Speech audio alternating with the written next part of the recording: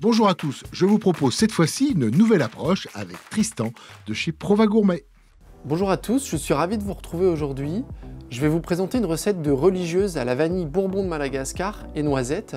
J'ai choisi cette recette car c'est un grand classique de la pâtisserie française. On lui apportera une touche de modernité avec des décors et des saveurs différentes. La recette que je vous propose est pour 8 à 10 religieuses. Et je vais commencer par la première étape, le craquelin que je vais déposer sur une pâte à choux.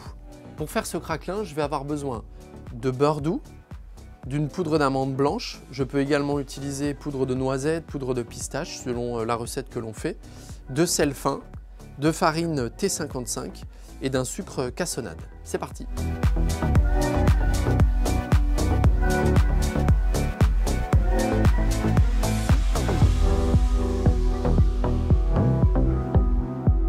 Donc là, le beurre, je l'ai mis pommade, comme ça permettra d'accélérer le mélange. Et je vais mettre à tourner ma cuve avec la feuille de mon batteur. Donc là, je fais tourner à peu près 10 à 15 minutes. Il faut simplement que le mélange soit amalgamé, que ça fasse une boule de pâte.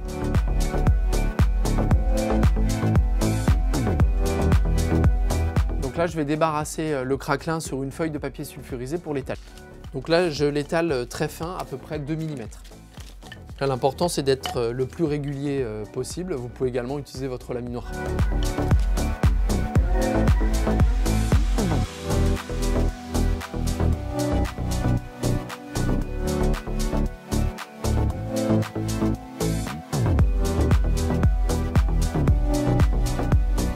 Donc là, j'ai la bonne épaisseur. Je vais mettre mon craquelin au congélateur à moins 20 degrés, à peu près 1 heure, pour pouvoir détailler mes disques.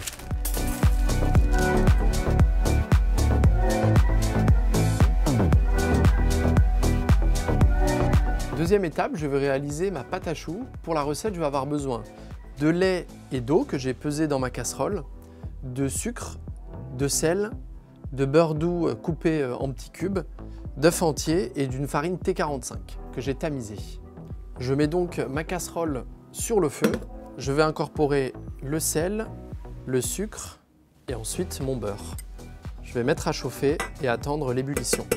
C'est important que le beurre soit coupé en petits cubes pour qu'il arrive vraiment à ébullition fondue et que le mélange soit bien complet.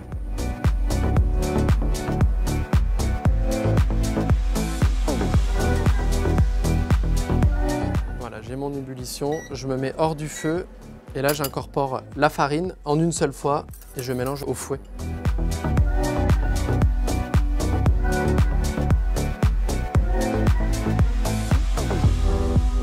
Donc là, le mélange est complet. Je vais maintenant prendre la maryse pour pouvoir remettre sur le feu et dessécher ma panade. Je dessèche à peu près 1 minute. Donc là, ma panade va être desséchée. Je vois un petit peu, ça accroche dans le fond de la casserole. Je vais pouvoir la débarrasser dans la cuve d'un batteur.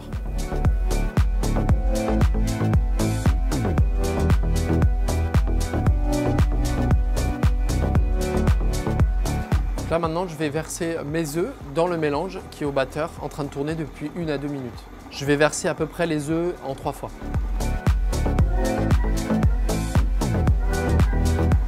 Ensuite, avant de rajouter ma dernière partie, je vais corner ma cuve et m'assurer que le mélange est homogène.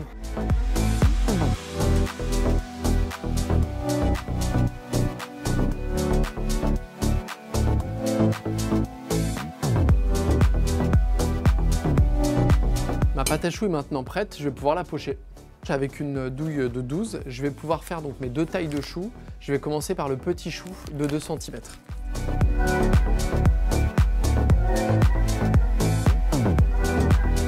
Donc sur ces petits choux, je vais venir saupoudrer mon mélange chou. Donc c'est un beurre de cacao en poudre avec du sucre glace.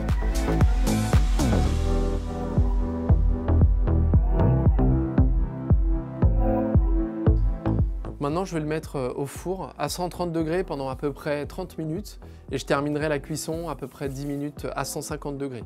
Je ne poche pas les choux sur la même plaque puisqu'il y aura 2 tailles, donc 2 temps de cuisson différents.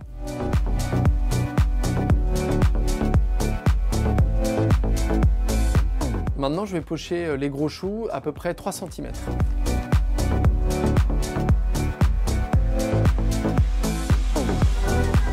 Et je vais venir déposer dessus donc, les craquelins que j'ai détaillés à 4 cm.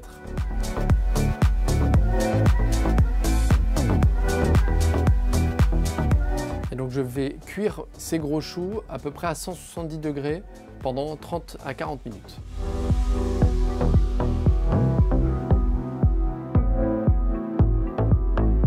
Je vais réaliser maintenant la troisième étape, la crème pâtissière à la vanille Bourbon de Madagascar. Pour la recette, je vais avoir besoin de lait entier, ici d'œufs entiers et de jaune d'œuf, d'un amidon de maïs, du beurre doux, du sucre semoule et d'un extrait de vanille Prova à la vanille Bourbon de Madagascar.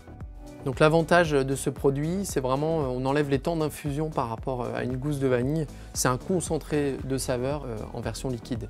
Je fais donc chauffer mon lait entier et je rajoute l'extrait de vanille Prova.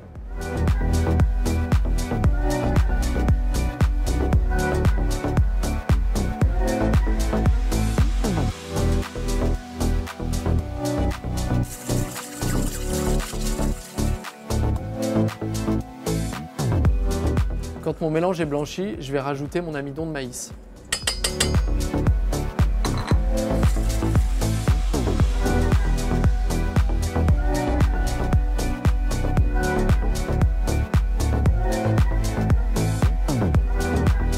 Là, on a une belle odeur de vanille, c'est très agréable.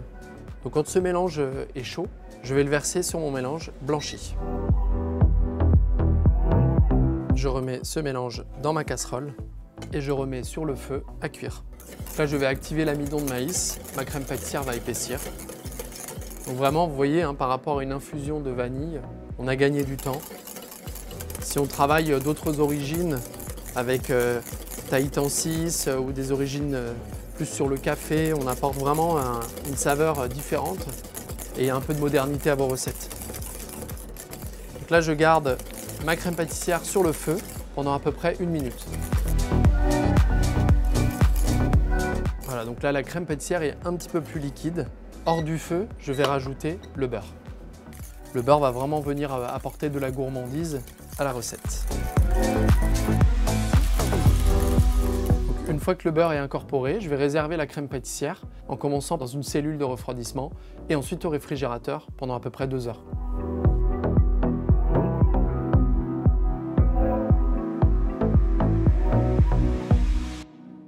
Quatrième étape, je vais maintenant préparer la ganache montée à la vanille Bourbon de Madagascar.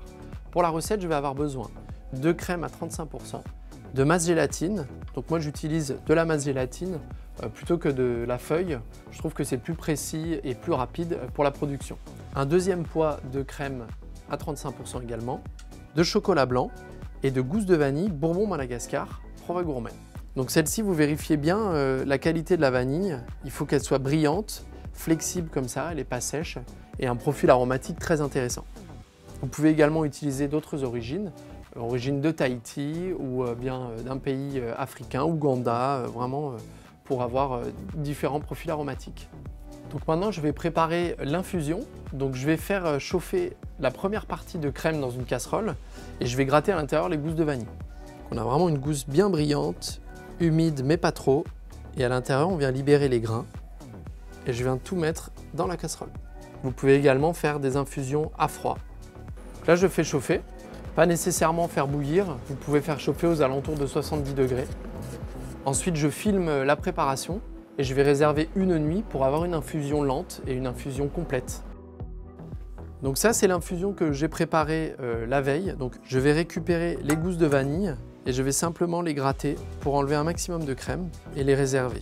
Donc ces gousses, elles ont encore de la saveur, vous pouvez les conserver. Ce que je vous préconise, c'est de les rincer à l'eau et de les faire sécher jusqu'à ce qu'elles deviennent sèches comme du bois. Et vous pouvez les mixer pour en faire une poudre de vanille. Ce mélange, je vais le remettre à chauffer. À côté, dans un bol, donc j'ai mon chocolat blanc, je vais rajouter la masse gélatine.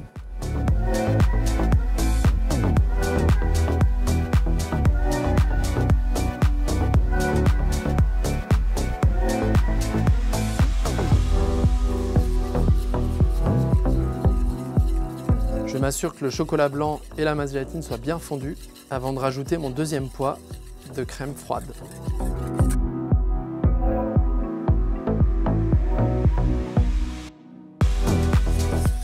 Donc quand le mélange est bien homogène, je vais réserver la crème au réfrigérateur pendant une nuit avant l'utilisation.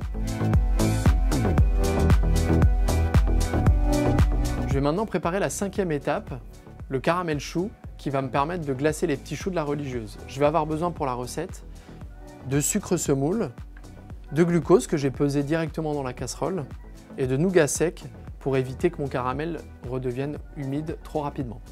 Je mets donc à chauffer mon glucose. À côté, je vais mélanger mon nougat sec avec le sucre.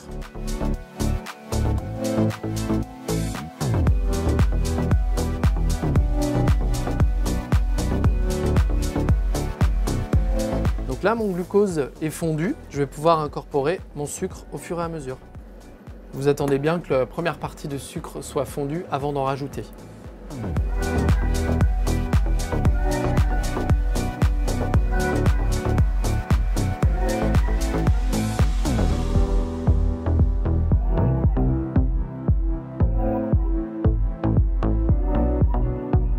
Donc quand mon caramel est fondu, je m'assure qu'il ait la bonne couleur, donc il faut vraiment une couleur brune, que ce ne soit pas trop clair, sinon on va être trop sur le sucre pour avoir un bon goût caramélisé. Donc je plonge ma casserole dans l'eau pour stopper la cuisson de mon caramel et ensuite je vais venir glacer mes choux.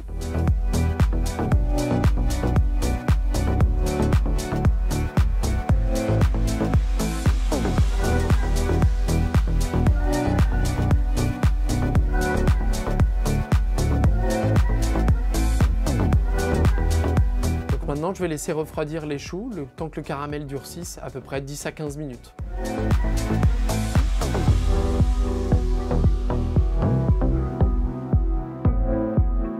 Je vais maintenant passer à la 6e étape de la recette, la finition de la crème pâtissière. Donc j'ai ici ma crème pâtissière qui a reposé donc 2 heures et ici un praliné noisette. Vous pouvez utiliser toutes sortes de pralinés. L'idée, c'est une aromatisation de la crème pâtissière.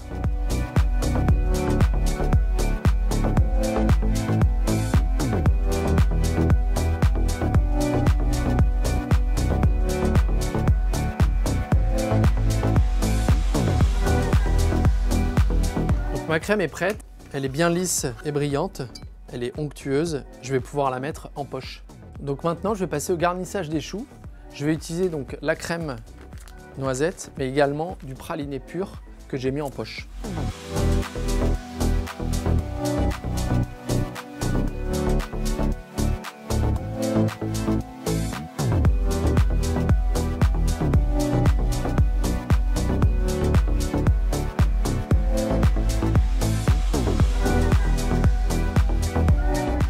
Et je vais également empocher un petit peu de praliné pur au cœur pour un peu plus de gourmandise.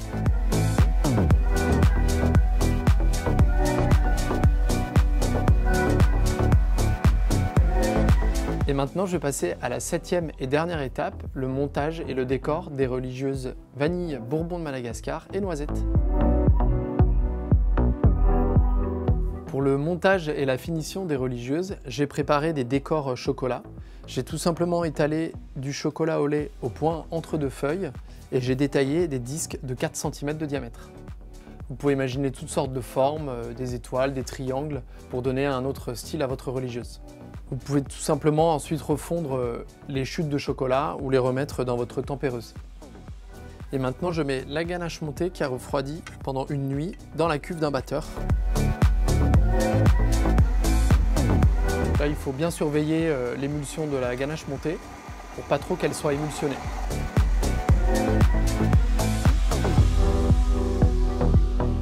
On a vraiment une texture onctueuse. Il ne faut pas trop qu'elle soit émulsionnée, sinon on a un goût un peu désagréable de gras qui peut ressortir. Je vais la mettre en poche avec une douille de 24.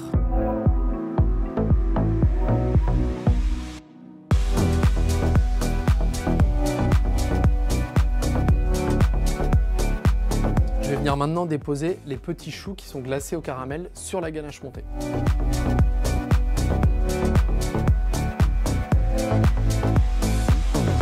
Je vais maintenant décorer tout autour avec des noisettes que j'ai coupées à la mandoline.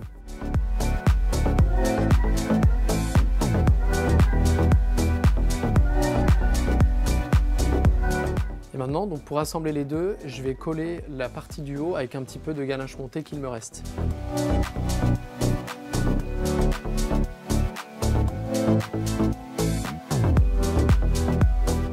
Donc là, vous veillez à la stabilité, il faut que la partie du haut soit bien collée au gros chou d'en dessous.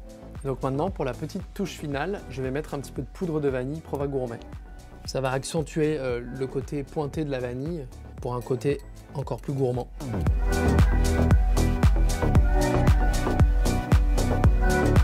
Et voilà, la religieuse vanille bourbon de Madagascar et noisette est maintenant terminée. Pour faire la recette, j'ai donc utilisé plusieurs produits de la gamme de chez Prova Gourmet, des produits à la fois qualitatifs et pratiques d'utilisation. Vous pouvez également utiliser d'autres mariages avec la vanille, qui est un produit universel pour encore plus de créativité. Voilà, j'espère que la recette vous a plu et qu'on pourra la retrouver dans toutes vos vitrines, et je vous dis à bientôt pour de nouvelles recettes. Merci Tristan pour cette religieuse originale, mais surtout succulente. À bientôt!